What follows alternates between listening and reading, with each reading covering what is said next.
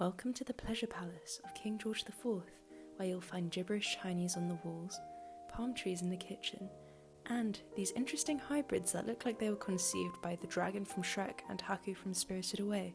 Built in 1787 by architect John Nash as a seaside retreat for King George IV when he was still Prince of Wales, the Brighton Pavilion appears rather different to the other royal residences of Great Britain. In the 18th century, when Britain began to increase trade with China, England's King George III became fascinated with Chinese culture and sent architects, scholars and scientists out to China with British trading companies to study the ways of the Chinese and bring back exciting new objects and technologies. This created the fashionable trend of Chinese elements being added to Western art, architecture and interior design. This movement is classically known as chinoiserie, the imitation of Chinese and Eastern art, architecture, music and theatre, with a big stress on the word imitation, as most chinoiserie architects, including the Brighton Pavilion's John Nash and Frederick Crass, famously did not visit China. This is why the culturally inaccurate decorative bamboo ceilings, interior hip and gable roofing, palm tree columns, and gibberish Chinese characters on the walls might arouse a rather uncanny valley type feeling as a Chinese person visiting this place. It feels Chinese, but something's off.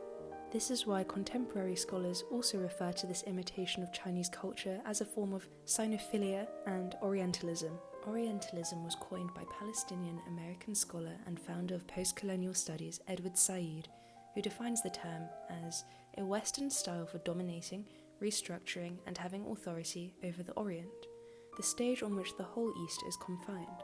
On this stage will appear the figures whose role it is to represent the larger whole from which they emanate.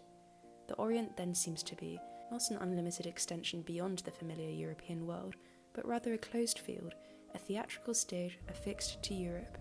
This term seems a bit too fitting for the Brighton Pavilion, as it really does manage to confine the entire continent of Asia onto one stage, with its Middle Eastern-inspired onion-domed exterior and Far Eastern-inspired interior, and its main purpose being that of entertainment and pleasure for British royalty. While it's definitely super important to discuss these design choices in line with Britain's colonial past, I also just want to stress that buildings like the Brighton Pavilion were built in admiration of China and its incredibly rich culture, and it's so important to acknowledge the difference between chinoiserie, the imitation of Chinese art, and actual Chinese art and architecture. It's a fascinating place to visit, and all of its friendly guides do very much acknowledge and are much educated on the Orientalist nature of this place, which is always good to see. So if you do find yourself in Brighton, why not check out Britain's 300-year-old interpretation of what lies beyond Europe?